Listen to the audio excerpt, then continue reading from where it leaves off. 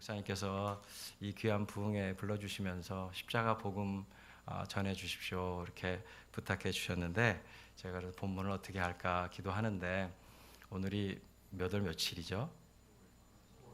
네, 9월 23일이에요. 그래서 그냥 9월 23일 저는 이렇게 날짜로 성경 말씀을 좀 외웁니다. 그래서 예를 들면 제 영혼의 제헌절 말씀 그러면 요한복음 7장 17절, 또 제 영혼의 광복절 말씀 그러면 로마서 8장 15절, 뭐 이런 식으로 이렇게 날짜랑 매칭을 해서 제가 성경 말씀들을 좀 기억을 하는데요. 오늘 정말 잊지 못할 날이 될 것 같아요. 2019년 9월 23일 포도나무 교회에 주님께서 주신 말씀 누가복음 9장 23절. 네, 십자가 복음의 본문이 뭐 이 이상의 본문이 있을까 싶습니다. 하나님께서 잊지 말라고 9월 23일에 우리로 하여금 누가복음 9장 23절을 묵상케 하신 것으로 믿습니다. 포도나무 교회가 이곳에 생겨서 얼마나 감사한지 모릅니다. 여러분 구약에 도피성이라고 있습니다. 아시죠? 고의가 아닌데 사람을 실수로 죽인 사람들이 억울하게 죽임을 당하지 않도록 도피할 수 있도록 만들어 놓으신 기가 막힌 하나님의 구원의 방편인데 사실 예수 그리스도가 우리의 영원하고 완전한 도피성이세요. 아멘이시죠? 왜냐하면 구약의 도피성에 들어갈 수 있는 자격은요, 고의로 죽이지 않은 사람이어야 돼요. 그런데 사실 저와 여러분은 고의로 하나님을 배반하고 고의로 죄를 짓고 고의로 음란하고 우리의 고의로 여러 가지 세상의 정욕과 안목의 정욕과 이생의 자랑을 따라서 살았던 정말 도피성에 들어갈 수 없는 죄인들이잖아요. 그런데 예수 그리스도는 얼마나 놀랍냐 하면 여러분 구약의 모든 예표는 사실 예수 그리스도에 의해서 더 풍성하고 완전하게 이루어지는데요. 구약의 도피성은 실수로 죽인 사람들을 위한 것이지만 신약의 우리의 완성이신 예수 그리스도, 우리의 영원한 도피성 되신 예수님은 모든 고의로 죄를 지은 모든 사람들까지도 도피할 수 있는 완전한 도피성이십니다. 아멘이시죠? 예. 이 포도나무 교회 제가 기도하면서 마음에 주님이 내가 이곳에 도피성으로 세웠다. 이 교회가 있기 때문에 이 지역은 살 수 있다. 주님이 제 마음에 확신을 주셨어요. 우리 포도나무 교회가 예수 그리스도라는 완전한 도피성 되신 예수님의 놀라운 사랑과 생명을 품고 이 지역에 누구라도 어떤 죄인이라도 여기 찾아오면 여기서 예수 그리스도의 생명을 받게 되는 놀라운 은혜, 그런 은혜의 터전으로 주님께 온전히 쓰임 받으시기를 또 받으실 것을 확신합니다. 아멘입니다. 왕정훈 목사님 제가 선원목자교회 시절부터 이렇게 뵀지만 목사님을 뵐 때마다 제가 꼭 세 가지를 본받고 싶다는 마음이 늘 있었어요. 첫 번째는 목사님의 인격이에요. 어떻게 목사님 저렇게 예수님 닮으실 수 있을까? 어떻게 말씀을 저렇게 부드럽게 하실까? 어떻게 저렇게 모든 사람을 대하여 저렇게 예의 바르시고 저렇게 주님의 사랑으로 품으실 수 있을까? 목사님의 예수님 닮은 인격을 정말 담고 싶은 마음이 목사님 뵐 때마다 제 안에 있었어요. 그리고 또 한 가지는 목사님의 이 생명을 흘려보내시는 능력이에요. 너무나 많은 자녀들을 주님이 주셨잖아요. 저는 둘밖에 달랑 안 주셨거든요. 그래서 목사님을 뵐 때마다 어떻게 그런 능력을 주님이 주셨을까? 정말 본받고 싶다. 그런데 그 두 번째 제 소망은 이루어질 수 없는 소망이 되어버렸어요. 왜냐하면 제 아내가 그 소망이 이루어지려면 부부가 함께 사역을 해야 되는데 제 아내가 그 사역을 강력하게 거부해요. 그리고 제 아내는 이제 뮤지컬 배우로 또 이번 뮤지컬 더북의 연출로 수고하고 있는데 이미 문화사역에 전선에 뛰어든 전사가 돼가지고 저보다 더 아주 쓰임받는 전사가 돼서 그래서 그 사역으로 자기는 하나님께 복음의 영광을 올리겠다라고 했기 때문에 제가 어떻게 더 할 수가 없어서 목사님께 본받고 싶은 거 두 번째는 이제 제가 본받을 수 없는 상황이고요. 그러나 세 번째 지금 말씀드리는 이 부분은 꼭 본받고 싶어요. 그것은 뭐냐 하면 목사님을 뵐 때마다 대화 가운데 저절로 흘러나오시는 부분이 있어요. 그게 뭐냐면 목사님 그때 우리 선원목자교회 일일 금식 성회에 오셔서 이 말씀 전하셨죠. 그때 중보기도학교에서 이 말씀 전하셨죠. 이러면서 너무 부끄럽지만 저는 기억이 안 나는데 말씀을 전한 저는 기억을 못 하는데 그 말씀을 들은 제가 얼마나 부족한 메신저겠어요. 얼마나 부족한 말씀을 전했겠어요. 그런데 그 말씀을 생명처럼 딱 받으셔서 지금까지 벌써 꽤 오랜 시간이 지났는데 너무 부끄러운데 제가 전한 모든 말씀을 다 기억하고 계시는 거예요. 너무 놀라워요. 그래서 목사님을 제가 별명을 붙이자면 말씀 보존자, 네, 정말 더 월드 키퍼 같으세요. 하나님의 말씀을 그냥 키핑하세요. 우리 포도나무 사랑하는 우리 하늘 가족들, 정말 목사님에게서 배우셔야 될 것들이 많이 있겠지만 목사님을 통해서 이거는 꼭 배우셨으면 좋겠어요. 어떻게 저렇게 말씀을 키핑하실까? 어떻게 말씀을 저렇게 담지하실까? 어떻게 말씀을 이렇게 영혼에 담아 놓으실 수 있을까? 여러분, 이거만큼은 목사님에게서 꼭 쏙 빼닮으시기를 주님의 이름으로 축원합니다. 저도 정말 본받고 싶습니다. 그런 의미에서 우리가 오늘 우리에게 주신 누가복음 9장 23절 말씀, 오늘 이 밤에 우리 목사님을 닮아서 우리도 우리의 남은 생애 동안 꼭 우리의 영혼 깊숙이 담아두는 말씀이 됐으면 좋겠습니다. 다시 한번 누가복음 9장 23절을 보실까요? 자, 누가복음 9장 23절, 그 본문을 이해하기 위해서는 먼저 문맥을 조금 이해할 필요가 있는데요. 자, 순서를 그냥 순서만 보겠습니다. 거기 요즘 성경들은 다 소제목들을 달아주기 때문에 단락의 제목들만 보시면 될 것 같은데 시간 관계상, 자, 누가복음 9장 23절을 싸고 있는 본문들을 좀 보겠는데요.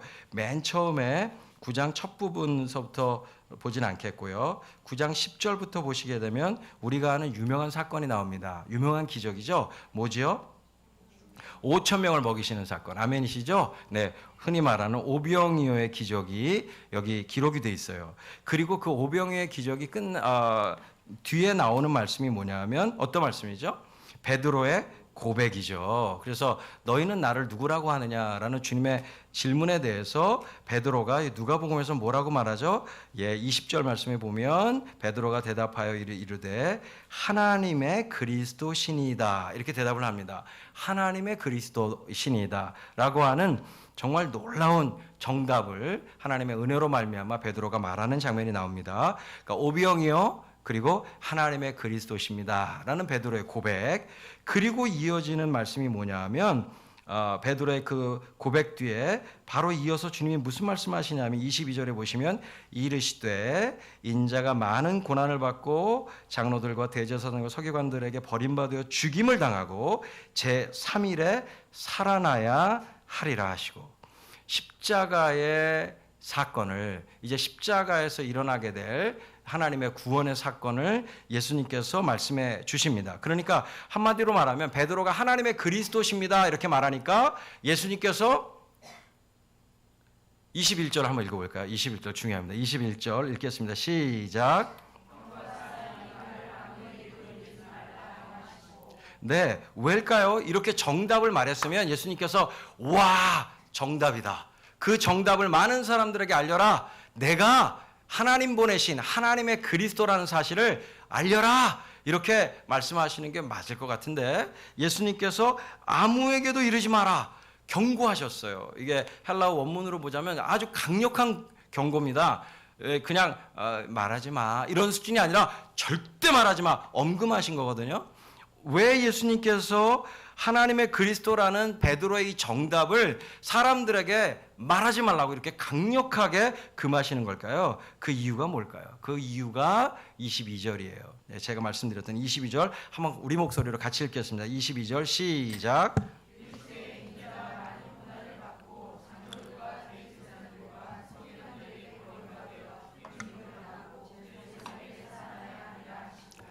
자, 예수님께서 왜 하나님의 그리스도라는 정답을 사람들에게 말하지 못하게 하실까요? 그 이유는 뭐냐면 사람들이 기다려온 메시아가, 그 당시에 유대인들이 기다려왔던 메시아가 하나님의 그리스도랑은 달랐기 때문이에요. 그러니까 유대인들의 그리스도와 하나님의 그리스도가 다르기 때문입니다. 유대인들이 기다려왔던 메시아는 어떤 메시아냐면 구약의 다윗을 환원하는 거예요. 다윗을 소환하는 거예요. 그래서 정치적으로 로마의 압제 안에 있었던 이스라엘을 정치적으로 해방시키고 다윗 시대에 누렸던 이스라엘의 그런 놀라운 흥왕함을 이 시대에 다시 되돌려주는 사람. 그런 정치적 메시아라는 말은 히브리어고 그리스도라는 말은 메시아에 대한 헬라어죠. 그런데 같은 말인데 그런 기름 부음 받은 자 하나님의 그리스도를 그 사람들은 그게 하나님이 보내실 그리스도라고 믿고 있었어요. 이것이 신구약 중간 400년 동안 형성되어진 강력한 유대인들의 메시아 사상입니다. 그러니까 그들은 메시아 그러면 이 단어를 딱 듣는 순간, 그리스도라는 단어를 딱 듣는 순간 다윗을 떠올리기 때문에 그런 정치적 메시아를 생각해온 유대인들에게 예수님이 바로 그 그리스도야 라고 말해주는 순간 사람들 모두가 다 그쪽으로 와르륵 몰려가기 때문에, 여러분들 요한복음에도 보면 예수님이 기적을 베푸셨을 때 사람들이 예수님을 옥립해가지고 오병이의 기적 뒤에 사람들이 예수님을 몰아가지고 예루살렘으로 가려고 그래요. 왜냐하면 뭐 하려고요? 왕 삼으려고. 그런데 예수님이 산으로 피신하시잖아요. 그러니까 그것 때문에 예수님이 말하지 못하게 하시는 거예요. 그리스도라는 말을 해주면 사람들이 바로 그쪽으로 오해를 할 것이기 때문에. 그러니까 예수님께서 그들의 헛된 기대, 잘못 형성되어진 그리스도에 대한 헛된 기대를 막고 참된 그리스도, 하나님이 보내신 하나님의 그리스도, 사람들의 그리스도가 아니라 하나님의 그리스도를 그들이 나중에, 지금은 아무도 깨달을 수 없지만 십자가와 부활과 교회가 전하는 십자가의 복음을 통해서 그들이 십자가에 죽으신 바로 그분이 하나님 보내신 그리스도였구나, 이거 깨닫게 하시려고 예수님께서 사람들에게 일체 지금은 내가 그리스도라는 사실을 말하지 말아라 라고 말씀하시는 거예요. 그리고 나서 예수님께서 그런데 그런 잘못된 그리스도에 대한 관점이 바뀌어야 되는 첫 번째 대상이 누구냐 하면 바로 예수님의 12제자예요. 그러니까 그 제자들에게 하나님의 그리스도 맞아? 정답이야. 내가 하나님 보내신 그리스도 맞아?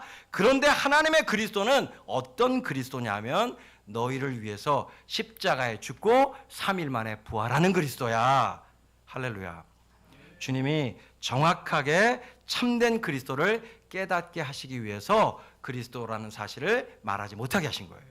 그런데 놀라운 사실은 바로 뒤이어서 주님께서 참된 그리스도가 십자가의 그리스도라면, 고린도전서 1장의 말씀처럼 참된 그리스도가 십자가의 그리스도라면 참된 그리스도인은 누구냐? 참된 그리스도인은 누구냐? 그 다음 절에 말씀해 주고 계시는 거죠. 읽어보겠습니다. 23절. 아무든지 나를 따라오려거든 자기를 부인하고 지고 나를 따를 것이니라. 할렐루야. 참된 그리스도가 십자가의 그리스도인 것처럼 참된 제자가 누구냐? 참된 그리스도인이 누구냐? 십자가 지고 주님 따라가는 자라는 거예요. 다시 말하자면 이 말씀을 통해서 예수님은 그리스도에 대한 세상적인 헛된 기대감을 깨뜨리실 뿐만 아니라 더 나아가서 그 그리스도를 따르는 자들, 참된 그리스도인에 대한 헛된 기대감도 완벽하게 무너뜨리고 계시는 거예요.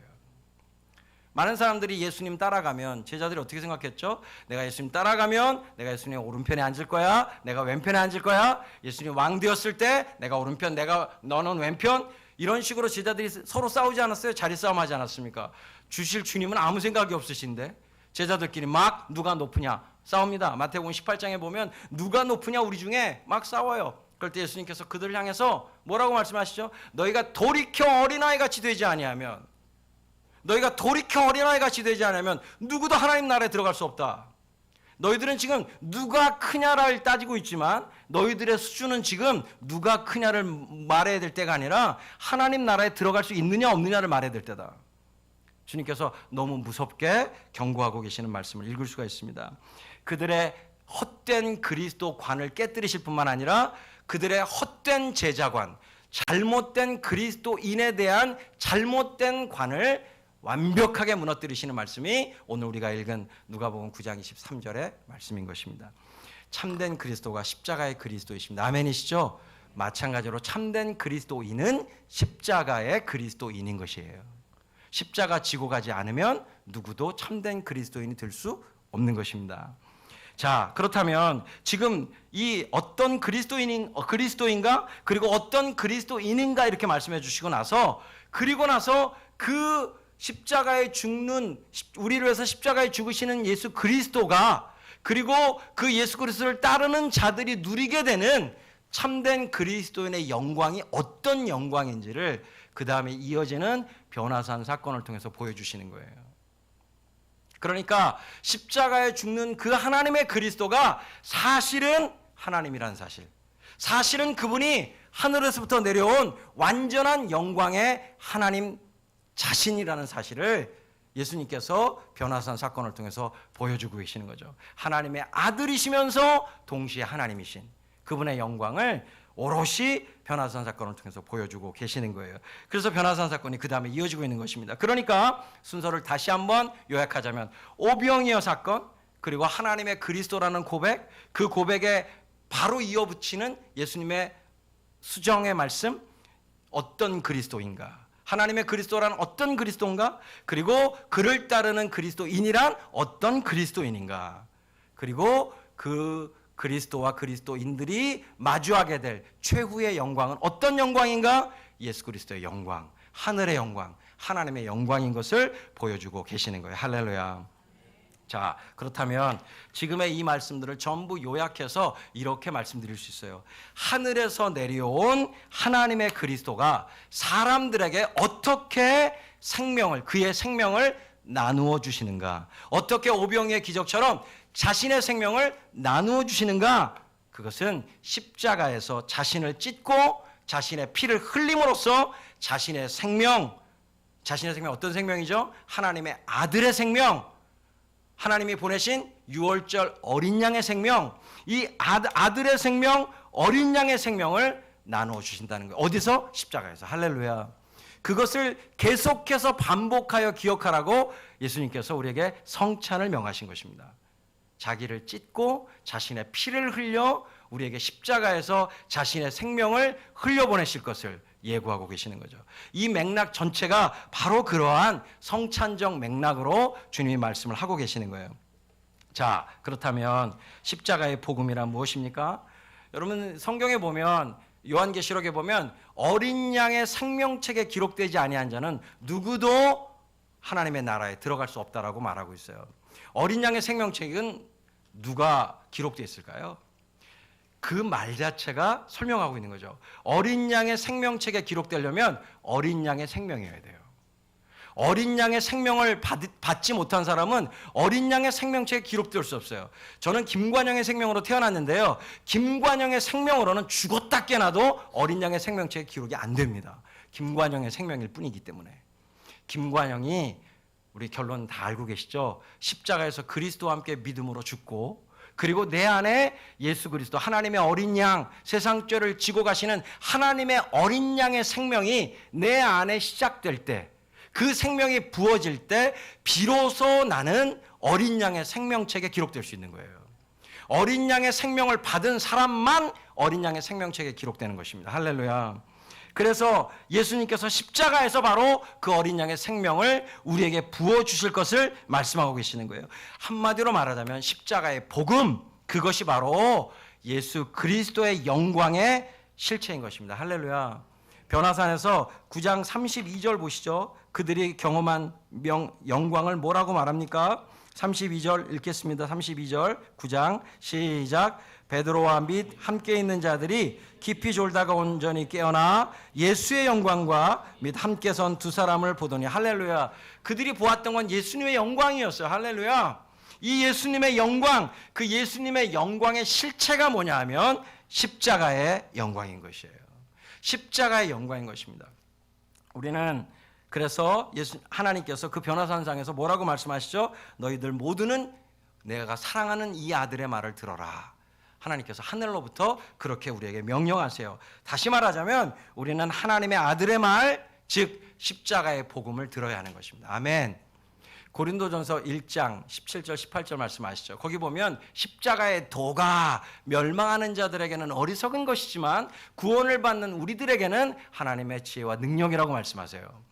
그런데 거기서 십자가의 도가 할 때 이 도라는 말이 한문으로는 길도자로 번역을 했는데 헬라어상으로는 로고스란 말입니다. 십자가의 로고스란 말은 말씀을 하고 번역하죠. 십자가의 말씀이 그런 얘기예요. 여러분 이사야서 40장 3절부터 8절에 보면 광야에서 한 소리가 외치는데 그 소리가 뭐라고 외치냐 하면 주님의 영광이 드러날 것이다. 그 영광을 모든 영혼들이 볼 수 있도록 높은 산은 깎아버리고 밑으로 파여져 있는 골짜기는 메워라. 모두가 평평하게 만들어서 나타날 주님의 영광을 모두 볼 수 있게 만들어라. 이렇게 얘기합니다. 그러면서 그 뒤에 이어지는 말씀은 그런데 그 주님의 영광이 어떤 영광이냐 하면 바로 하나님의 말씀의 영광이라고 얘기해줘요. 그래서 이 사람은 풀과 같고 사람의 영광은 풀의 꽃과 같지만 그러나 하나님의 말씀은 영원히 서리라. 할렐루야. 우리에게 드러날 하나님의 영광의 본체가 뭐냐면 말씀의 영광이라는 거예요. 말씀의 영광. 그래서 저희들에게 주신 작은 극장 광야라고 하는 이 광야, 지금 이제 청담동으로 이사 가서 저희가 9월 30일 날 개관 감사 예배를 드리고 그리고 10월 1일부터 뮤지컬 더북을 공연하게 되는데 저희가 그 이사야서 40장 말씀을 저희들의 약속의 말씀으로 받으면서 저희 극장의 슬로건을 이렇게 정했습니다. 모든 사람이 보게 될 말씀의 영광. 그래서 이제는 작은 극장으로 얘기하기는 와보심하지만 극장이 좀 커졌어요. 그래서 저희가 이름을 좀 더 크게 받았습니다. 광야 아트센터라는 이름으로 받아서 이제는 뮤지컬뿐만 아니라 기독교의 많은 복음을 갖고 있는 여러 다양한 문화예술 장르들을 다 함께 소화하려고 저희들이 그 이름을 받았는데요. 여러분 정말 기도해 주세요. 많은 사람들이 저희들의 뮤지컬을 통해서 그리고 광야 아트센터에서 벌어지는 수많은 기독교 문화예술 작업을 통해서 많은 사람들이 온전히 하나님의 말씀의 영광을 볼 수 있도록 할렐루야 기도해 주실 거죠? 근데 제가 그 이사야서 말씀을 묵상하다가 한 단어에 꽂혔어요. 주의 말씀이 하나님의 말씀이 영원히 서리라. 서리라 이 말씀에 꽂혔습니다. 이 말씀이 히브리어로 쿰이라는 말, 달리다 쿰 할 때 쿰이라는 말인데 이 말의 의미가 뭐냐면 글자 그대로 스탠드, 서 있다는 거예요. 주님의 말씀이 영원히 서 있다. 주님의 말씀이 어떻게 서 있을까요? 서 있는 주님의 말씀이 도대체 뭘까요? 하고 그 말씀을 그 한 단어를 어떻게 말씀이 서 있지라고 묵상하던 중에 주님이 가르쳐 주셨던 것은 구약에 하나님의 말씀이 서 있는 예표들이 많더라고요.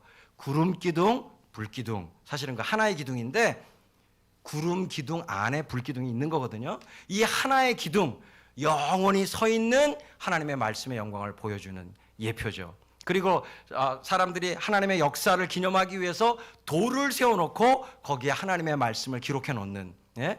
여러분 에베네셀 뭐 이런 거 기록해 놓는 이 세워진 돌에 새겨진 말씀도 서 있는 하나님의 말씀의 예표입니다. 그런데 놀랍게도 이렇게 하나님의 말씀이 서 있는데 서 있는 하나님의 말씀에 완성이 있어요. 영원히 서 있는 하나님의 말씀. 그것이 바로 2000년 전 갈보리 언덕 십자가. 그 십자가를 통해서 우리에게 주신 하나님의 말씀이에요. 아멘. 그 십자가의 말씀, 십자가의 도, 그것이 바로 영원히 서 있는 하나님의 말씀인 거예요. 아멘. 이사야서 40장의 말씀이 그렇게 십자가에서 성취된 말씀이라는 사실을 깨닫게 해주셨어요. 그래서 우리가 붙들어야 될 정말 하나님의 영광은 뭐냐? 말씀의 영광인데 그 말씀의 영광은 어디에서 온전히 드러나는가? 그것은 바로 갈보리 언덕 예수 그리스도의 십자가에서 드러나는 영광인 것입니다. 할렐루야. 그러므로 하나님의 영광은 놀랍게도 십자가의 영광이에요. 예수 그리스도의 영광은 놀랍게도 십자가의 영광입니다. 그래서 하나님이 영광이라는 말은 원래 됨됨이라는 뜻인데 하나님이 어떤 분인지, 하나님의 됨됨이가 어떤 하나님이신지 그걸 우리에게 영원토록 깨우쳐 주시는 놀라운 사건이 바로 십자가의 사건입니다. 그렇기 때문에 예수님께서 부활하신 이후에도 예수님의 손과 발의 못자국을 없애지 않으셨고요. 그의 허리의 창자국을 없애지 않으셨어요. 여러분 놀랍게도 그 허리의 창자국과 손과 발의 못자국은 충격적인 얘기지만 예수님 재림하신 이후에도 사라지지 않습니다. 우리 하나님은 이제 영원한 십자가의 하나님이신 거예요. 예수 그리스도의 손과 발의 상처와 그의 허리의 창자국과 머리의 가시면류관의 자국은 영원히 사라지지 않습니다. 영원토록 계속되는 영광이에요. 여러분, 그래서 요한복음에서는 예수님이 십자가에 오르시는 사건을 휩소라는 헬라어를 쓰는데, 이 말은 왕이 자신의 왕좌에 오를 때 쓰는 동사예요. 예수님이 십자가에 오르신 것은 십자가를 예수님의 영원한 영광의 왕의 보좌로 삼으셨다는 뜻입니다. 그러므로 우리 하나님이 어떤 분인지는 십자가에서 가장 분명하게 드러나는 것이죠. 우리 하나님이 어떤 분이고 하나님의 그리스도가 어떤 그리스도인지는 십자가에서 가장 선명하고 분명하고 영원히 드러나는 것이에요. 할렐루야. 그렇다면 동시에 그를 따르는 그리스도인들의 영광, 그를 따르는 그리스도인들 안에 있는 십자가 복음의 영광 역시 십자가에서만 드러나는 것입니다. 할렐루야. 여러분, 우리 포도나무 사랑하는 하늘가족 여러분, 여러분들이 여기까지 오시는 동안 여러분들의 기억하지 못할지라도 하나님은 기억하고 계시는 예수님을 따르면서 받았던 영광의 상처들이 있으실 거예요. 이 복음 때문에 받았던 여러 가지 상처들이 있으실 거예요. 저희 문화행동 아틀의 선교사들은 너무 이런 상처들이 많아요. 저희는 공연을 하고 전 세계를 돌아다니면서 1년이면 한두 달씩 중동과 아프리카에서 복음을 자막 공연을 통해서 아랍어를 통해서 또 영어를 통해서 그렇게 복음을 전하면서 지금까지 10여 년 동안 왔는데요. 그러는 동안 너무나 많은 영광의 상처들, 정말 그 세트를 세우고 뜯고 그것을 파란 박스에 묶어가지고 비행기를 태워 보내고 거기 또 날아가서 그 세트를 조립을 하고 공연을 하는 과정 중에 생겼던, 세트가 자빠져서 덮치기도 하고 조명기가 위에서 떨어지기도 하고 정말 수많은 영광의 상처들을 가지고 있어요. 가장 부끄럽게도 우리 식구들 중에 그 영광의 상처가 가장 없는 사람이 저입니다. 저는 맨날 입으로만 떠드니까. 저희 식구들은 수많은 상처가 온몸에 나 있어요. 그래서 정말 그 상처들을 볼 때마다 저는 마음 안에 주님이 우리에게 주신 영광의 상처로구나. 여러분, 어쩌면 그럴지도 몰라요. 예수님이 부활하신 이후에 그 십자가의 영광의 상처를 그대로 그 십자가의 영광을 지니고 계셨던 것처럼 어쩌면 주님 다시 오시는 날 우리가 예수님의 몸으로 부활하잖아요. 아멘이시죠? 예수님의 몸으로 부활하거든요. 근데 예수님의 몸의 부활은 놀랍게도 십자가의 영광의 상처를 그대로 가지신 부활이었어요. 그래서 저는 그런 믿음이 있어요. 우리는 잘 모르는데요. 또 상처가 아물어서 잘 모를 수도 있는데요. 우리가 예수님을 따라가면서 이 십자가의 복음을 영화롭게 하기 위해서 우리의 삶 속에서 받았던 여러 가지, 뭐 이거 의자 세팅하시다 확 긁혀가지고 흉터가 나기도 하고, 이런 정말 복음 때문에 받은, 예수님 때문에 받은 이런 상처들은 예수님 다시 오시는 날 우리가 예수 그리스도의 예수님의 몸으로 부활할 때도 어쩌면 나는 다 잊어버렸는데 예수님은 그대로 기억하셔서 그 상처들은 그대로 남겨 두실지도 몰라요. 사실 그게 더 좋은 거 아닌가요? 천국에서 매끈한 살갗 갖고 뭐 하시려고요? 오히려 그 몸에 나 있는 예수님 때문에, 복음 때문에 받은 상처들이 영원토록 주님과 우리 사이의 추억거리 아닐까요? 나는 다 까먹었는데 예수님은 다 기억하고 계시는. 관영아, 너 그때 요 상처 났었지? 너 손에 요 상처, 그때 이거 복음 전하다 그렇게 된 거잖아. 주님은 다 기억해 주시는, 영원토록 그걸 가지고 함께 대화하시며 우리를 사랑해 주시는, 여러분 이런 주님 기대하시죠? 아멘입니다. 이것이 바로 그리스도인들이 누려야 되는 십자가 복음의 영광인 거예요. 이것이 바로 십자가의 그리스도인들만 알 수 있는 영광인 거예요. 그러므로 우리는 하나님의 아들의 말, 즉 십자가의 복음을 들어야만 하는 것입니다. 아멘이시죠? 그런데 십자가의 복음은 단지 듣고 끝나는 복음이 아니에요. 여러분들 히브리어에는요, 구약의 히브리어에는 순종하다라는 동사가 없어요. 순종하다라는 단어가 없어요. 구약에는. 있는데? 순종이 제사보다 나으니라. 있는데? 이렇게 생각을 하셔야지만 됩니다. 바로 저를 반박하실 준비가 되셔야 돼요. 그런데 그 순종이라는 단어를 히브리어로 찾으면 사실은 그 말은 의역이 되어 있는 말이고, 히브리어의 구약의 순종이라는 모든 단어를 찾아보면 다 똑같은 단어인데 샤마라고 하는 히브리어입니다. 그 말의 의미는 듣다라는 단어예요. 그러니까 듣는 것이 제사보다 낫다 이렇게 되어 있는 거죠. 그런데 왜 순종이라고 의역을 했을까요? 이 히브리어에서는 듣는다는 말과 순종한다는 말은 같은 동의어인 것입니다. 그러니까 우리가 부모님들이 가끔 자녀들한테 그러시죠. 제발 내 말 좀 들어라 얘야.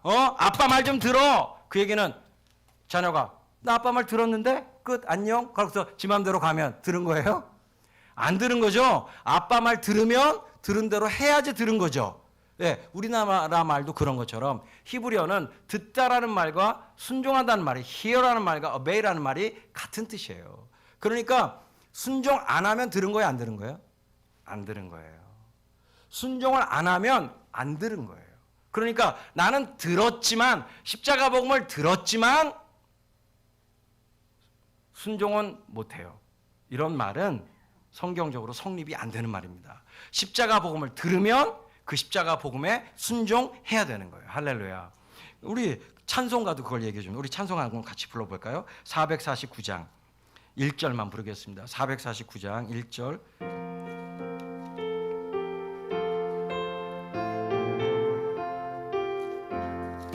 예수 따라가며 복음 순종하며 우리 행할 길 환하. 아멘. 주를 의지하며 순종하는 자를 주가 늘 함께 하시리라. 의지하고 순종하는 길을 예수 안에 즐겁고 복된 길이로다. 1절을 한 번만 더 찬송을 부를 건데요.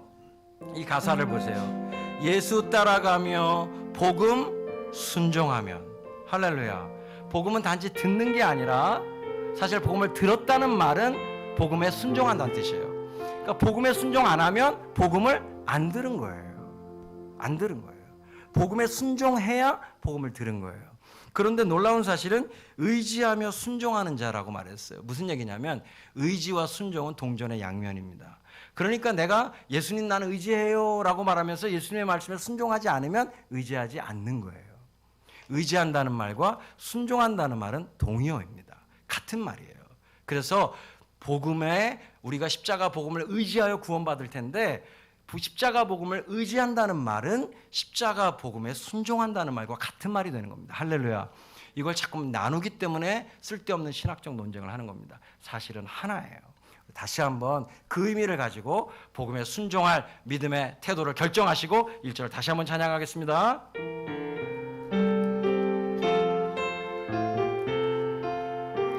예수 따라가며 복음 순종하며 우리 행할 길 환하겠네. 주를 의지하며 순종하는 자를 주가 늘 함께 하시리라. 의지하고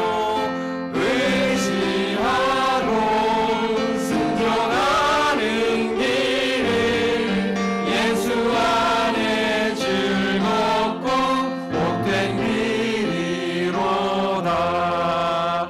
아멘. 이것이 가장 복된 길인 거 믿으시면 아멘 하십시오. 아멘입니다. 예수님의 복음을 듣고 그 복음에 순종하는 것, 이것이 정말 십자가 복음을 믿는 것입니다. 다시 말해서 예수님을 따라서 십자가 복음의 길로 걸어가는 거예요. 예수 그리스도를 따라서 십자가 복음의 길로 걸어가는 것입니다. 예수님이 완성해 놓으신 십자가 복음의 길 위에서 우리 역시 또 하나의 십자가 복음의 역사를, 또 하나의 십자가 복음의 이야기를, 스토리를 써내려 가는 것, 그것이 그리스도인의 삶인 것입니다. 남의 복음이 아닌 나의 복음으로 한 영혼 한 영혼을 구해내는 놀라운 구원의 스토리, 구원의 역사를 써내려가는 사람들을 가리켜 그리스도인이다 라고 말하는 것이에요. 아멘이십니까? 세상 사람들하고 똑같이 먹고 살면서 그냥 주일 되면 교회에 오고 그저 조금 더 기도하고 조금 더 신앙생활을 하는 사람, 그런 수준을 말하는 것이 아니라 그리스도인은 먹든지 마시든지 무엇을 하든지 한 영혼을 구원하기 위한 그리스도의 모든 것에 나의 모든 것을 믿음으로 동참해서 주님과 함께 한 영혼을 구원하는 삶, 그것이 그리스도인의 삶인 것입니다. 믿으시죠? 아멘입니다. 요한 1서 2장 6절. 예, 제가 예정하지 않은 말씀이지만 기억이 나서 한번 같이 읽어보시죠. 요한 1서 2장 6절. 요한 1서 2장 6절입니다. 요한 1서 2장 6절 같이 읽겠습니다. 요한 1서 2장 6절. 우리 교회가 포도나무 교회입니다. 주님께서 요한복음 15장에서 나는 포도나무여 너희는 가지니 너는 내 안에 거하라고 말씀하시죠. 아멘이시죠? 그러면 하나님 안에 거한다고 하는 사람, 그리스도 안에 거한다는 사람은 어떤 사람들이냐? 요한 1서 2장 6절입니다. 시작.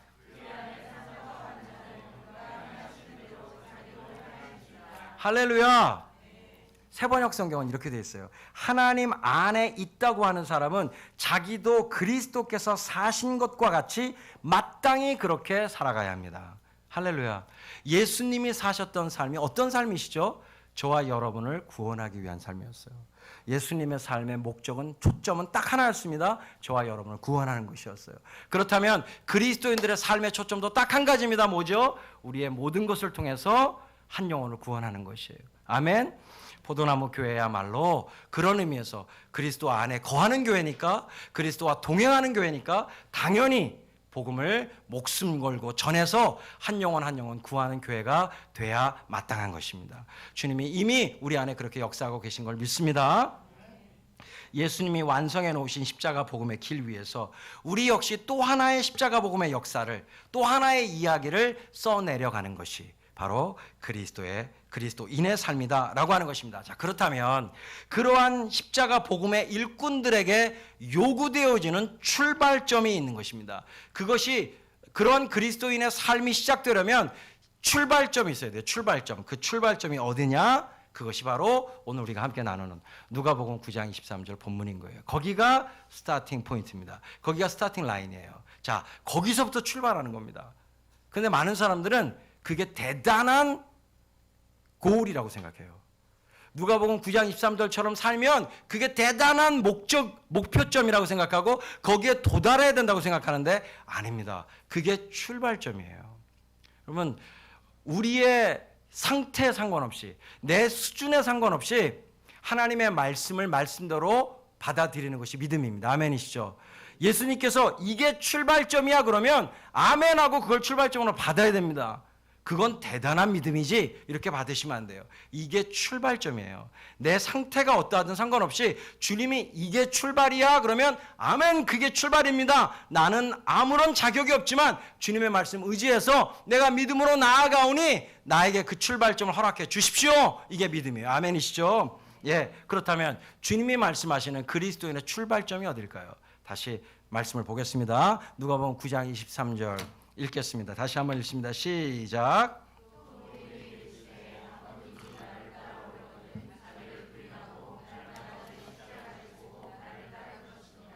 아멘. 복음의 일꾼들에게 요구되어지는 출발점이 어디냐? 첫 번째는요. 주님이 첫 번째 뭐라고 23절에서 첫 문장이 뭐죠? 네. 또 무리에게 이르시되 아무든지 나를 따라오려거든, 이렇게 했습니다. 자, 이거 무슨 얘기냐면 무리에게 이르셨다라고 하는 것은 이게 특별한 요구가 아니라 모두에게 주는 일반적인 요구라는 거예요. 그리스도인 되려고 그러면 이게 특별한 요구가 아니라 일반적인 요구다. 여기가 출발점이다 이렇게 말하는 거예요. 제가 옛날에 신학생 시절에 성경 옆에 두고 가장 많이 탐독했던 책이 후안 카를로스 오르티즈라는 목사님이 쓰신 제자입니까라는 책입니다. 제가 정말 닳도록 그 책을 읽었어요. 너무 은혜가 돼가지고. 그런데 제가 그 책을 그렇게 탐독해서 읽었지만 제가 십자가 복음을 생명으로 받는 순간에 알게 됐어요. 그 책에 위험성이 있다는 사실. 그건 뭐냐면 그 책을 읽다 보면 은근슬쩍 이런 생각을 하게 됩니다. 예수님을 따르는 무리는 두 가지 종류가 있다. 하나는 그냥 무리고 그리고 또 하나는 제자다. 그런데 구원은 둘 다 받는다. 그런데 제자는 좀 더 특별한 커미먼트, 좀 더 특별한 헌신하는 사람들이다. 이런 식의 이분법적 생각을 할 수도 있게 만드는 위험성이 그 책에 있다는 사실을 복음을 만나면서 알게 됐어요. 이 말씀을 읽어보시면 예수님이 이렇게 말씀하신 게 아니에요. 야, 너희들 다 이렇게 나 따라오면 구원받아. 그런데 너희 중에서 이렇게 자기를 부인하고 자기 십자가를 지고 나를 따르는 사람들은 특별한 헌신의 사람들이지, 이렇게 말씀하신 게 아니에요. 무리에게 일반적으로 보편적으로 말씀하신 거예요. 다시 말하자면 누구도 예외 없이 예수님을 따르는 자들이라면 예외 없이 이렇게 돼야 된다는 거예요. 아멘이시죠? 이렇게 하지 않으면 제자가 아니고 그리스도인이 아닌 거예요. 그리스도인 따로 제자 따로 있는 게 아니에요. 그리스도인과 제자는 하나입니다. 아멘이시죠? 그러면 첫 번째 요구사항은 뭐냐면 우리의 마음의 결단이에요. 누구든지 나를 따라오려거든. 이 말씀을 헬라어로 읽으면 여기에 갈망이 표현되어 있어요. 내가 주님을 따라가고자 하는 갈망이 생긴 사람을 얘기하는 겁니다. 그러니까 예수님을 따라가고자 하는 갈망이 생기지 않은 사람이라면 아직 시작도 안 한 거죠. 아직 시작도 안 한 거예요. 당연히 나의 삶의 목적이 주님을 따르는 것이어야만 합니다. 이게 첫 번째 요구사항이에요. 여러분, 사랑하는 우리 포도나무 가족 여러분, 여러분의 삶의 목적이 무엇입니까? 예수님 따르는 것입니까? 아멘이세요? 예수님 따라가는 게 삶의 목적이세요? 아멘입니다. 그러면 첫 번째 출발점 시작된 거예요. 주님의 은혜 가운데 주님을 따르고자 하는 자발적 결론을 내리셔야 돼요. 결론을 찍으셔야 돼요. 나는 이 세상 남은 삶, 내가 하루를 살지 1년을 살지 10년을 살지 더 모르지만 내 남겨진 삶의 목적은 딱 하나뿐이다. 예수님 따라가는 거다. 예수님 따라가는 것 외에는 나의 남겨진 삶의 목적은 없다. 이게 나의 유일한 목적이다. 여기에 대한 갈망으로 주님 앞에 결론을 내리셔야 돼요. 결론을 찍지 않으면 오르바에 그칩니다. 여러분, 룻기 아시죠?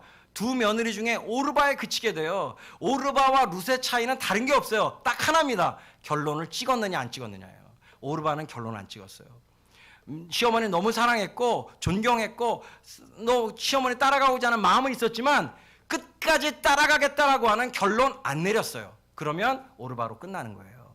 그러나 룻은 무슨 차이점이 있죠? 결론 찍은 거예요. 어머님의 결례가 내 결례고 어머니의 하나님 내 하나님이고 어머니 가시는 곳에 나도 가고 어머니 머무시는 곳에 나도 머물고 어머니 돌아가시는 그 자리에서 나도 죽을 거고 어머니의 뼈가 묻히는 곳에 내 뼈도 묻힐 겁니다. 결론 찍은 거예요. 그러니까 나한테 돌아가란 말씀하지 마세요. 난 결론 내렸어요. 나오미가 다시는 한마디도 말을 붙일 수 없을 정도의 확고한 결론이었어요. 사랑하는 여러분, 예수님을 따라가고자 하는 확고한 결론을 찍으셔야 합니다. 예수님 따르는 게 내 삶의 유일한 목적이라고 하는 이 결론 찍지 않으면 아직 아무것도 시작하지 않은 거예요. 많은 사람들이 교회를 다녀도 예수님 따라가겠다라는 결론 내리지 않고 다니는 사람들이 제법 많은 시대입니다. 너무 안타깝게도. 그러나 감사하게도 우리 선한목자교회 그리고 우리 포도나무 교회 사랑하는 가족들은 이 결론 찍은 분들이잖아요. 24시간 주님만 바라보고 24시간 주님과 동행하기로 결론 찍은 분들이시잖아요. 아멘이시죠? 예수님 따라가기로 결론을 내리는 것보다 더 중요한 인생의 결론은 없어요. 이 결론을 찍어야 돼요. 이 결론 찍어야지만 룻처럼 예수님의 족보에 오르는 것입니다.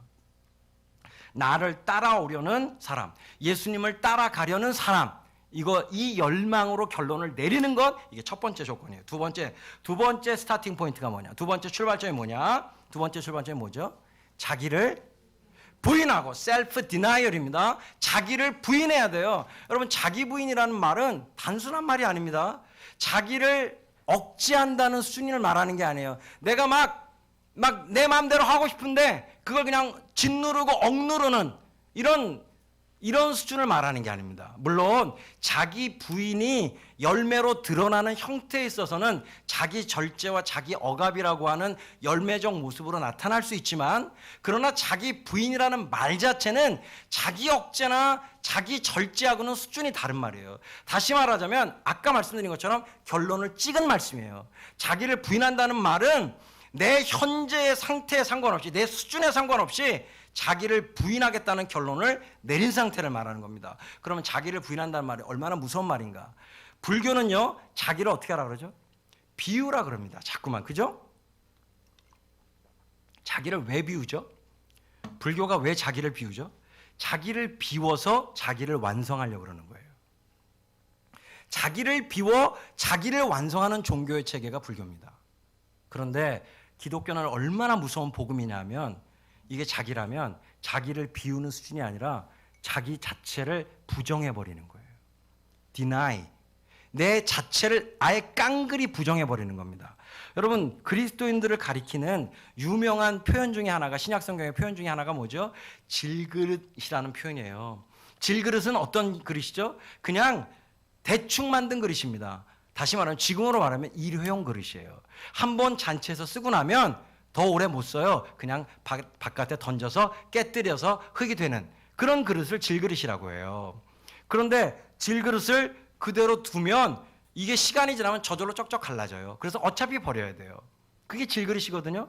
그런데 놀랍게도 질그릇이 누구예요? 저 여러분이에요. 여러분 안에 이런 질그릇, 일회용 그릇 안에 누가 거기에 보석을 담아두겠습니까? 미쳤어요? 그럴 리가 없죠. 그런데 하나님이 그렇게 하셨다는 거예요. 질그릇 같은 우리 안에 예수 그리스도라는 보화를 담아두셨다는 거예요. 얼마나 놀라운 비유입니까, 여러분? 그러면 질그릇이 정상적인 생각을 하는 그릇이라면 질그릇의 소망은 뭐가 될까요? 간단합니다. 자꾸만 자기가 쩍쩍 빨리 갈라져서 내 안에 있는 보화 대신 예수 그리스도를 드러내는 것이죠. 만약 질그릇이 내 안에 보화 대신 예수님을 드러내기 위해서 나를 좀 꾸며야 되겠어. 그리고 질그릇이 자꾸만 금칠을 금으로 도금을 막 하고 거기다 막 리본을 감고 거기다 막 학력과 학위와 뭐 기타 여러 가지 세상의 성공과 세상의 온갖 좋은 것들로 그렇게 막 금치장을 한다라 그러면 그럼 그거 얼마나 우스운 꼴입니까? 예? 질그릇에 뭘 한 거예요 도대체? 그런다고 해서 질그릇 안에 있는 보화 대신 예수님이 드러나십니까? 여러분, 제가 너무 죄송한 얘기지만 한국교회 안에 침투한 성공과 번영의 복음이라고 하는 이 거짓된 복음 때문에 어려서부터 제가 들어왔던 말씀 중에 하나, 너 세상에서 성공해야 돼. 너 세상에서 성공하면 하나님 영광 받으신다. 너 좋은 대학 가야 돼. 그래야 하나님 영광 받으신다. 너 사업에 성공해야 돼. 그래야 하나님 영광 받으신다. 여러분, 저 정말 그 말씀 믿고 기독교에서는 감히 상상도 못했던 한국 뮤지컬 대상이라는 상도 받았습니다. 그런데 그 상을 받음으로 말미암아 KBS 9시 뉴스 인터뷰에서 하나님께 영광 돌립니다, 이런 얘기를 저와 함께 공동대표로서 윤성현 대표님이 얘기를 하고, 정말 그러면 우리가 그런 상을 받으면 그리고 세상에서 그렇게 성공하면 하나님께 영광이 되는 줄 알았어요. 나중에 복음 앞에 서보니 새빨간 거짓말이었어요. 여러분, 하나님의 영광은요, 우리의 성공 나부랑이로 우리의 세속적인 어떤 것으로 덧붙여드리거나 혹은 우리의 어떤 잘못 때문에 빠뜨리거나 이럴 수 있는 영광이 아니에요. 하나님의 영광은 영원부터 영원까지 완전하신 영광입니다. 할렐루야. 그러므로 우리가 하나님께 영광을 돌린다는 말은 우리나라 말에 번역이 갖고 있는 오해의 여지가 있어요. 내게 오는 영광을 살짝 비켜서 하나님께 돌려드린다, 이런 말이 아닙니다. 영광을 돌린다는 말은 영어로 glorify고요. 그리고 헬라어로도 한 단어인데 그것은 뭐냐면 영광이라고 한 건 됨됨이기 때문에 하나님이 어떤 분이신지를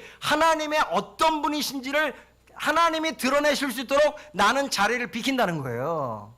하나님의 영광이 하나님의 영광답게 드러나도록 질그릇은 깨져야 되는 거예요. 할렐루야. 질그릇의 소망은 사실은 빨리빨리 깨져서 내 안에 계신 그리스도만 남는 거예요. 사도 바울이 말하지 않습니까? 내게 산다는 게 뭐냐고 물어보면 For to me, to live is Christ. 내게 산다는 건 그리스도다. 그러므로 to die, 죽는 게 is gain, 얻는 거다. 왜죠? 내가 죽어서 나에게 깨져버리면, 질그릇인 내가 사라져버리면 내 안에 계신 그리스도만 남으니까 이거야말로 진짜 이득이다, 이렇게 말하는 거예요. 할렐루야. 여러분, 하나님께 영광을 돌리는 것, 세속의 어떤 걸로 절대로 되는 일이 아닙니다. 십자가에서 드러난 십자가 복음의 영광이 십자가 복음의 영광답게 드러나도록 우리 자신을 부인하는 것, 우리 자신을 깨뜨려버리는 것, 이것이 진정한 하나님께 영광을 돌리는 길입니다. 그러니까 자기를 부인하지 않으면 절대로 그리스도인이 아니에요. 그리스도인의 시작도 못한 거예요. 자기를 부인하겠다는 결론 찍어야 돼요. 나를 깨뜨리겠다는 결론, 나를 박살내겠다는 결론, 나는 남지 않겠다는 결론, 오직 예수님만 남겠다는 결론, 이 결론 찍지 않으면 아직 그리스도인으로서 출발도 안 한 것입니다. 자기를 부인한다는 말, 이렇게 엄청난 말이에요. 그러니까 자기를 부인한다는 말은 그냥 내려놓는 수준 말하지 않습니다, 여러분.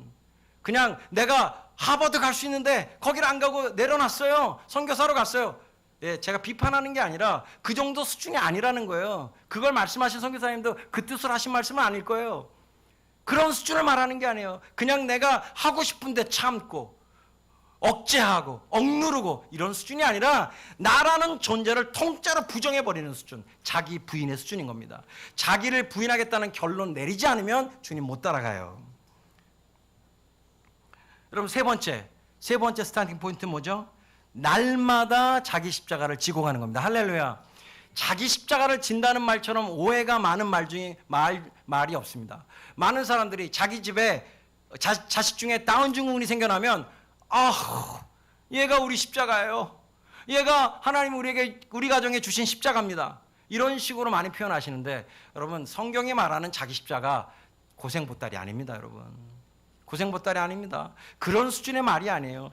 여기 자기 십자가라는 말의 의미는 첫 번째로는 뭐냐면, 예수 그리스도가 2000년 전 갈보리 언덕 십자가에서 저와 여러분의 이름표를 달고 죽으셨기 때문에 예수님이 죽으실 때 나도 죽었다라고 하는, 예수님의 십자가가 그냥 예수님의 십자가로 끝나는 게 아니라 그게 나의 죽음이 결정되어 있는, 내가 이미 그리스도와 함께 죽은 십자가라는 사실, 예수님의 십자가가 내 십자가가 되는 거예요. 아멘이시죠? 이게 자기 십자가의 첫 번째 의미입니다. 예수 그리스도의 죽음에 믿음으로 참여하는 거예요. 그러니까 여러분, 내가 죽고자 노력하는 게 아니라 이미 역사적 객관적으로 2000년 전에 예수님이 갈보리 언덕에서 죽으신 거 아멘이시죠? 그건 우리나라 이순신 장군의 역사적 기록보다 훨씬 많습니다. 그러니까 아무도 부정할 수 없는 역사예요. 예수 그리스도가 십자가에서 2000년 전에 죽었다는 사실은 누구도 부인할 수 없을 만큼 역사적 객관적 자료가 가장 많은 이야기입니다. 그러니까 예수님이 역사적 객관적으로 2000년 전에 죽으신 것처럼 그분이 내 이름표를 달고 십자가에서 죽으셨으니까 나도 역사적 객관적으로 주님과 함께 죽은 거예요.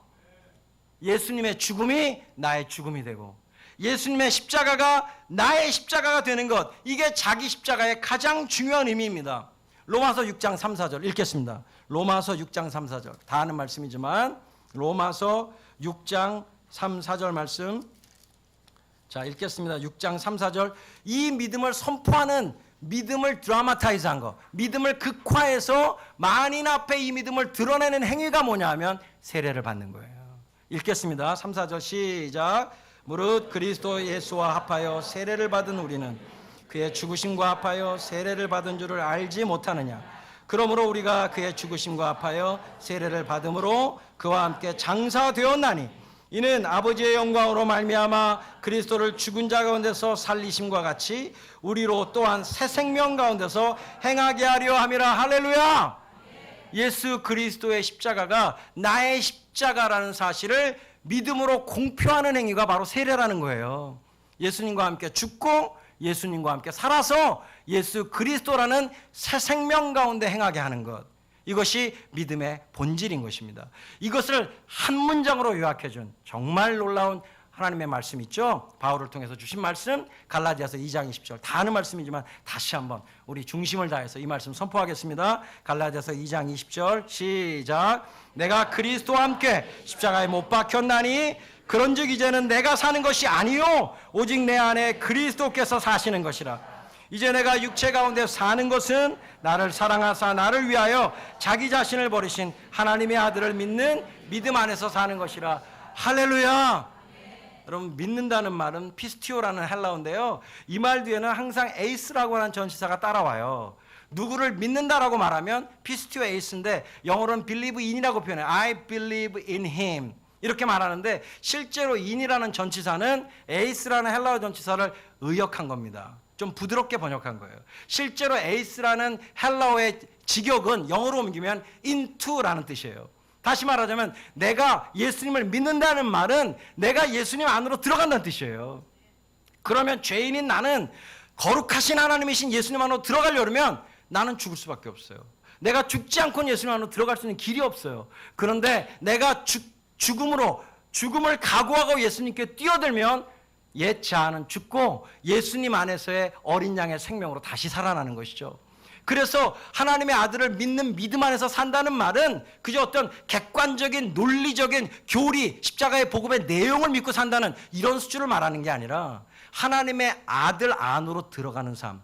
다시 말하자면 하나님의 아들이 사셨던 이 땅에서의 삶을 나도 고스란히 그분과 함께 살겠다라고 하는 믿음의 선포인 것입니다. 그게 하나님의 아들을 믿는 믿음 안에서 사는 거예요. 아멘이시죠?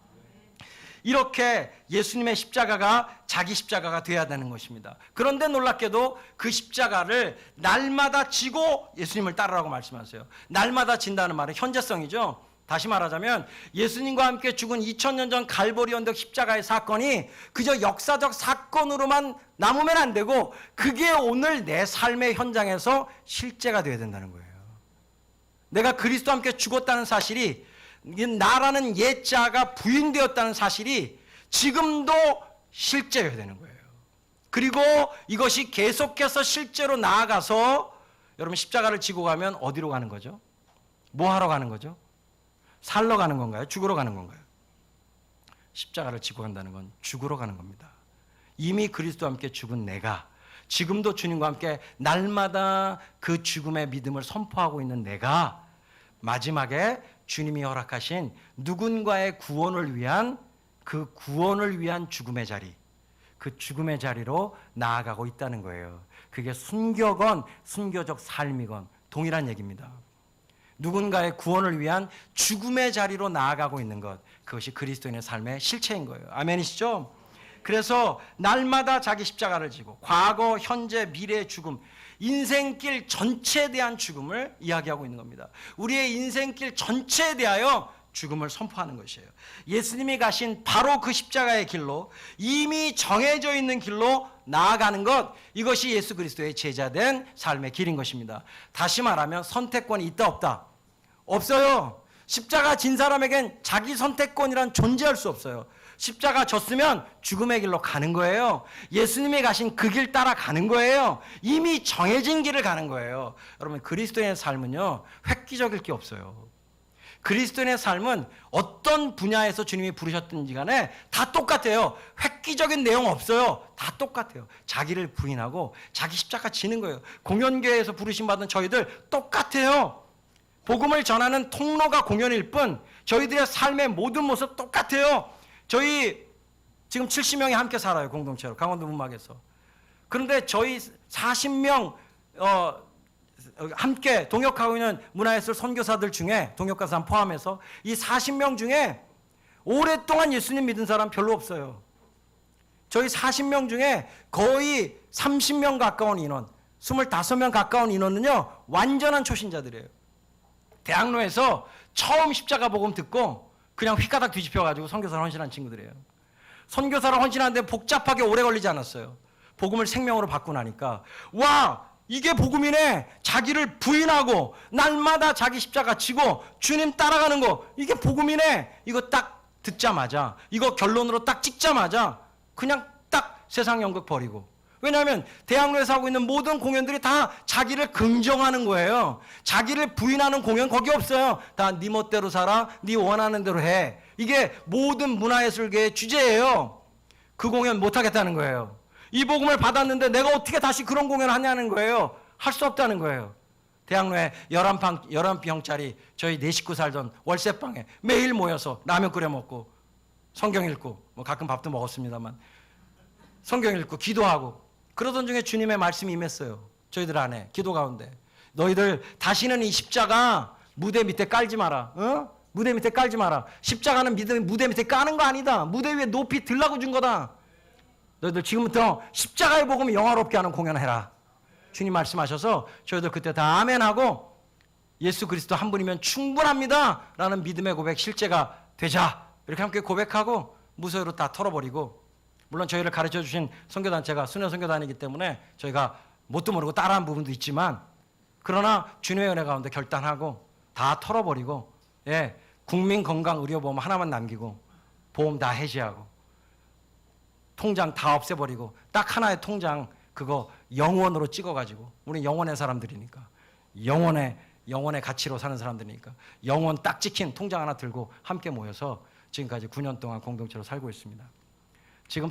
지금까지 9년 동안 사는 동안 주님이 이 복음에 순종하여 나아가는 부족하기 짝이 없는 저희들이지만 주님이 얼마나 긍휼을 베푸셨는지 9년 동안 저희 한 끼도 굶게 하지 않으셨어요. 저희가 자발적으로 금식한 것 외에는 한 번도 굶은 적 없어요. 저희 1년에 한 달, 두 달씩 해외 공연 가려고 그러면 중동 아프리카 나가려고 그러면 저희 항공료만 6, 7천만 원씩이에요. 지금까지 항공료 안 주셔서 비행기 못 탄 적 없어요. 예.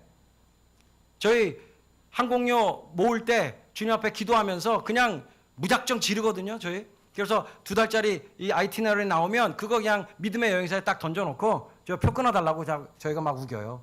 돈도 안 주고. 그러면 그 믿음의 여행사가 믿음 없다는 말 들으면 안 되니까 자기네들 인도 돈 다 끌어모아가지고 그 6, 7천만 원 모아가지고 막 빚내고 막 이래가지고 저희 표로 먼저 티켓팅을 해버려요. 믿음으로. 그러면 저희는 어떻게 하냐면 통장 하나 만들어 놓고 기도하면서 100만 원 주님이 채워주실 때마다 보내줘요. 그러니까 저희는 금식을 안 해도 여행사는 금식을 해요. 주님이 안 채우시면 난리 나잖아요. 회사 망하는 거잖아요. 그러니까 계속 기도하신단 말이죠. 하나님께서 그렇게 채우시는데 저희가 인천공항 출발하는 날 아침에 회계 담당 선교사한테 물어보죠. 얼마 남았어요? 320만 원 남았습니다. 6, 7천만 원 중에 320만 원 것도 기적이죠. 할렐루야 주님 찬송하고 같이 기도하면서 인천공항까지 갑니다. 그러면 여행사 직원 나와 있어요. 나와서 뭐라 하냐면 목사님 저희 사장님께서 저희 대표님께서 장로님께서 그거 지금은 안 갚아도 된답니다. 다녀오셔서 나중에 주님이 주시는 대로 천천히 갚으시래요. 이렇게 좋은 소식을 저희한테 일러줍니다. 그럼 저희는 뭐라고 대답을 할까요? 잠깐만요. 지금까지 하나님께서 한 번도 저희들에게 그렇게 하신 적이 없어요. 잠깐 기다려보세요. 하고 회계 담당 선교사를 ATM에 보내면 공항 ATM에서 전화가 와요. 회계 담당 선교사 저한테. 뭐라고 오냐면 목사님 질문이 있어요. 뭔데요? 왜 하나님은 우리에게 8만 원을 남겨주셨을까요? 하고 질문하는 거예요. 우리가 오는 동안 328만 원이 와 있는 거죠. 그러면 제가 대답을 주님께 구해야 돼요. 순간적으로 주님 왜입니까? 왜 8만 원? 하고 여쭤보면 주님이 이번 아프리카 전투 다녀와서 저는 전투라고 부르거든요. 아프리카 전투 다녀와서 아이스크림 하나씩 입에 물고 집에 가. 그 8만 원 아이스크림 값이에요. 이렇게 얘기해 주면 320만 원 송금하고 비행기 타는 겁니다. 저희 지금까지 한 번도 비행기 값을 다 내지 못한 채로 비행기 탄 적이 없어요. 지금까지 저희들이 뮤지컬 14작품을 만들었는데 여러분 요즘 소극장 뮤지컬 한 편 만드는데 3, 4억씩 듭니다. 저희 지금까지 14작품 하는 동안 돈이 없어서 공연 못 만든 적 한 번도 없어요. 주님이 항상 채우셨어요. 70명이 지금 함께 사는 공동체 한 달에 사실 몇 천만 원씩 들어갑니다. 근데 하나님께서 한 번도 저희 빚지게 안 하셨어요. 지금까지 신실하게 채우셨어요. 할렐루야. 주님 살아 계십니다. 복음의 가치에 순종하고 예수 그리스도 따라가면 주님이 다 책임지세요.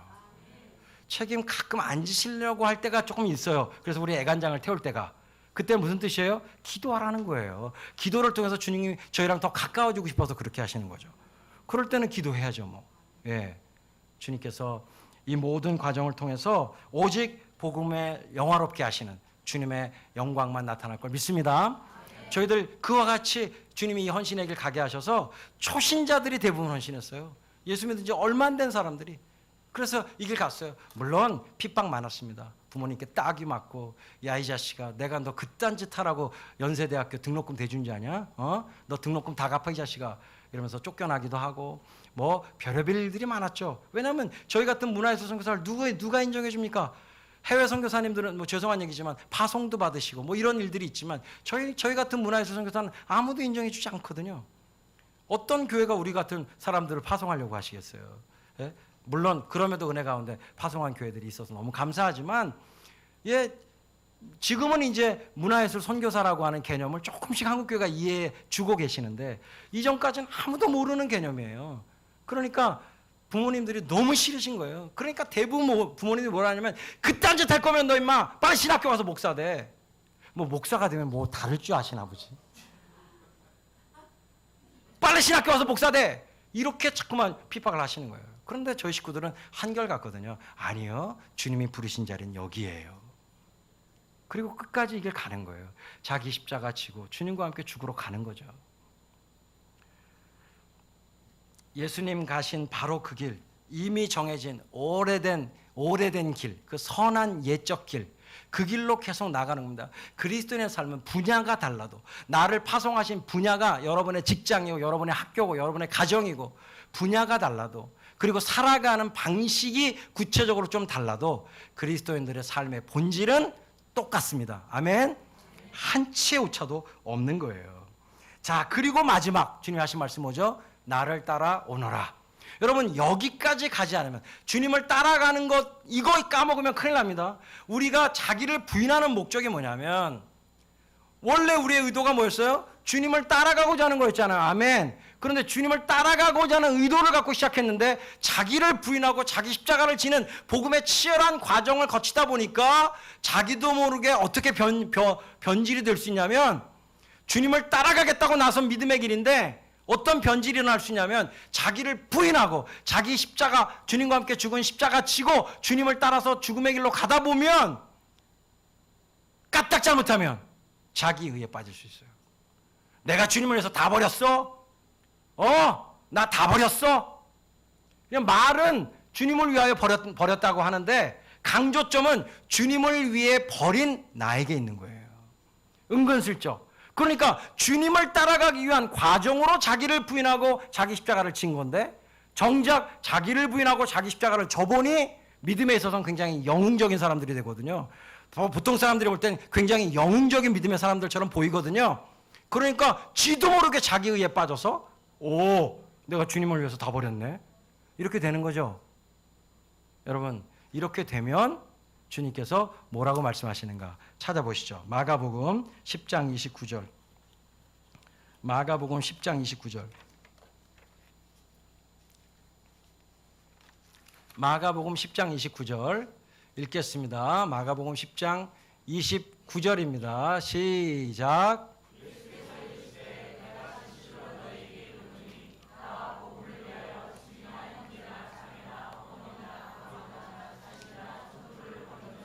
자, 베드로가 이 앞에 보면 28절에 보면 우리가 다 버렸습니다 이러면서 다 버린 자기들을 강조하거든요. 그때 예수님께서 하시는 말씀이에요. 그래, 버린 거 맞아. 그런데 기억해라. 그거 왜 버렸는지 기억해. 나를 위하여, 예수님을 위하여 버려야 돼. 복음을 위하여 버려야 돼. 그걸 버린 너 자신을 위해서 버리는 거 아니야. 그걸 버린 너의 의 때문에 버리는 거 아니야. 나 때문에, 복음 때문에 버린 거야. 목적을 분명히 해. 자기를 부인하고 자기 십자가를 지고 따라 나선 이유가 뭐야? 나 따라오는 거야. 너 완성하는 거 아니야. 더 나은 너 추구하는 거 아니야. 믿음 더 나아진 너 추구하는 거 아니야. 자아 추구 또 하는 거 아니야. 나 따라오는 거야 라고 주님이 명쾌하게 말씀해 주시는 겁니다. 할렐루야. 여러분, 포도나무 가족 여러분, 절대로 이 목표점을 잃지 마시길 주 이름으로 축원합니다. 우리의 믿음의 목적은 오직 주님 따라가는 거예요. 주님 따라가는 나를 긍정하거나, 주님 따라가는 나를 의시하거나, 뭔가 의식하거나, 주님 따라가는 나에 대한 어떤 자부심 가지려고 일 가는 거 아닙니다. 주님 따라가는 것 자체가 우리의 목적이에요. 아멘이시죠? 이렇게 십자가 복음의 사람이 되면 세 가지 결과가 따라옵니다. 어떤 결과를 주시죠? 첫 번째 결과, 다시 누가복음 9장 가셔서 24절 25절 읽겠습니다. 두 절. 누가복음 9장 24절 25절. 이건 제가 미리 본문 안 드렸는데 읽겠습니다. 9장 24절 25절 두 절 시작. 누구든지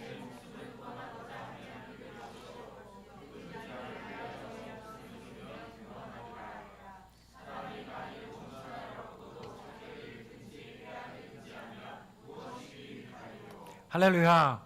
이런 말씀을 역설적 진리라고 하는 겁니다. 자기를 부인하라고 말씀하셨는데 요쯤에 오면 뭐라고 말씀하냐면 그래야 자기를 얻는다라고 말씀하시는 거예요. 그러니까 여기에 대단한 역설, 여러분 복음은 역설입니다. 십자가 복음 자체는 역설적인 거예요. 겉으로 보면 모순처럼 보이지만 실제로는 어마어마한 진리예요. 이게 성경에 나타나는 역설적 진리예요. 어디서는 부모에게 순종하라고 그랬다가 어디서는 네 부모를 미워하라고 하는, 이거 대단한 역설입니다. 근데 알고 보면 그 안에 어마어마한 진리가 담겨져 있어요. 마찬가지입니다. 자기를 부인하고 자기 십자가를 지고 주님을 따라가게 되면 그러면 어떤 일이 벌어지냐면 진정한 자기를 얻게 된다는 거예요. 천하를 얻고도 자기를 잃어버리면 무슨 소용이 있냐? 그런데 너희들이 나를 위하여 너희의 목숨을 버리면 그 목숨을 얻지만 그러나 너 자신을 위해서 네 목숨을 보존하고자 하면 그 목숨을 잃어버린다. 대단한 역설적 진리를 말씀하세요. 자기를 부인하여 참된 자기를 얻는 길을 말씀하시는 것입니다. 그러니까 십자가 복음의 마지막 결론 중에 첫 번째는 예수 그리스도가 전부된 진정한 나를 찾게 되는 거예요. 할렐루야. 여러분, 우리의 모든 생명은 원래 예수님께 온 거예요. 아멘이시죠? 그러니까 죄로 말미암아 오염된 이 거짓된 생명은 죽음으로 넘기고 믿음으로 죽음에 참여하고 그리고 나에게 진정한 예수님의 생명, 예수 그리스도가 전부된 진정한 참된 내 생명을 주님이 나에게 주시는 겁니다. 아멘이시죠? 이게 십자가 복음의 첫 번째 결과예요. 두 번째 결과는 뭐죠? 26절 읽겠습니다. 26절 시작.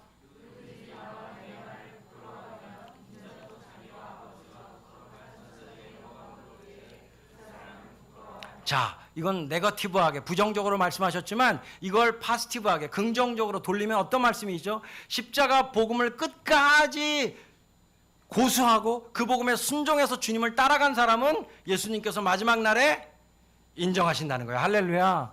자기를 부인하면 예수님은 그 사람을 인정해 주신다는 거예요. 놀라운 이야기입니다.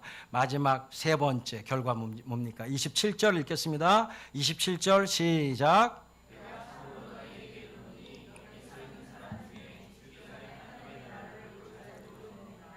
할렐루야. 하나님의 나라가 뭐죠?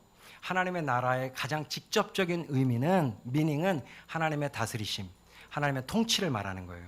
하나님의 나라가 임했다. 이건 무슨 얘기냐면 이제 나에게 하나님의 나라가 임하면 나타나는 첫 번째 현상, 하나님의 통치에 순종하게 됩니다. 성령의 음성에 순종하게 돼요. 기록된 하나님의 말씀을 따라 순종하게 되는 것입니다. 이것이 하나님의 나라가 임한 결과예요. 하나님의 나라가 임하면 순종의 결과가 따라와요. 그러니까 여기 하나님의 나라가 임하는 걸 볼 것이다 라고 하는 주님의 말씀은 이제 그 당시의 사람들은 세계 그러면 로마를 생각하거든요. 로마 전역에 드러나게 될, 로마 전역에 임하게 될 하나님의 통치를 말하는 것입니다. 로마라는 이 전역에 하나님의 통치가 임하는 것을 너희들 중에서 죽기 전에 볼 사람들이 있다. 주님이 그 말씀하는 거예요. 이 말씀에 대한 신학자들의 해석이 구구절절하지만 그 모든 걸 다 제너럴라이즈해서 묶으면 그런 뜻이에요. 로마 제국 전역에 드러나게 될 하나님의 통치. 다시 말하자면 로마는 원래 로마의 황제의 지배를 받는 나라잖아요. 그런데 그 로마 황제의 지배를 받는 그 나라 안에, 그 지역 안에 하나님의 지배를 받는, 하나님의 통치를 받는 놀라운 시대가 열리는 것을 너희들이 보게 될 거라는 거예요. 너희 중에 몇 사람은 죽지 않고 살아서. 여러분, 그건 뭘 말하는 거죠? 로마 제국 전역에 퍼져나가게 될 복음의 능력, 그 능력의 결과로 나타나게 되는 예수 그리스도의 교회를 말하는 것입니다. 로마 제국 전역에 예수 그리스도의 교회가 퍼져나가는 것, 그래서 로마 제국 곳곳에 하나님의 통치를 받는 주님의 몸된 교회들이 세워지는 이 놀라운 하나님 나라의 영광을 보게 될 자들, 그 자들이 너희들 중에도 있다는 거예요. 실제로 12제자 중에 수많은 사람들은 순교당하고 그렇게 편만하게 주의 복음이 증거되고 로마 제국 전역에 하나님의 통치가 임하는 이런 것을 보지 못하고 많은 사람이 죽지만 너희들 중에 몇 사람은 그런 날을 목격하게 된다는 것이죠. 물론 그 모든 것의 총합은 예수님 다시 오시는 재림입니다. 하지만 그 재림의 영광이 이미 1세기 교회 안에도 성령으로 말미암아 그리고 주님의 몸된 교회를 통해서 나타나고 있다는 사실을 말씀하고 계시는 겁니다. 다시 말하자면 십자가 복음의 최종적 열매는 교회입니다. 아멘이십니까? 교회예요. 십자가 복음에 내가 자기를 부인하고 자기 십자가를 지고 주님을 따라가는 그것을 통하여 주님이 우리에게 주실 가장 완전하고 위대한 열매가 뭐냐면 그저 나 하나 구원받는 거 아니고요. 그저 나 하나 천국 가는 거 아니고요. 하나님의 통치가 임하는 주님의 몸된 교회의 부흥을 보는 것입니다. 할렐루야. 하나님 나라의 부흥과 선교 완성의 그날을 우리 함께 목도하게 되는 거예요. 아멘. 우리 포도나무 교회가 이 십자가 복음의 기초 위에 세워진 교회고, 이 십자가 복음을 결론으로 찍은 교회고, 이 십자가의 복음 외에는 다른 복음 전하지 않기로 결론 낸 교회고, 이 십자가의 복음을 영화롭게 하는 일에 모든 것을 건 교회라고 전 들었습니다. 맞죠? 결정하신 그대로, 처음 마음 먹으셨던 그대로, 하나님께 받으셨던 비전 그대로 우리 포도나무 교회는 십자가 복음밖에 없는 교회로, 십자가 복음 외에는 어떤 다른 복음도 존재하지 않는 교회로, 오직 이 복음의 영광, 나 죽고 예수 사는, 오직 예수 그리스도가 전부 되는, 예수님의 영광 외에는 어떤 영광도 부러워하지 않는, 세상 등지고 십자가 보는 이런 십자가의 교회로, 오직 십자가 안에 머무는 교회로, 십자가의 영광만 드러나는 교회로 이와 같이 주님께서 쓰실 것을 확신합니다. 기도하겠습니다.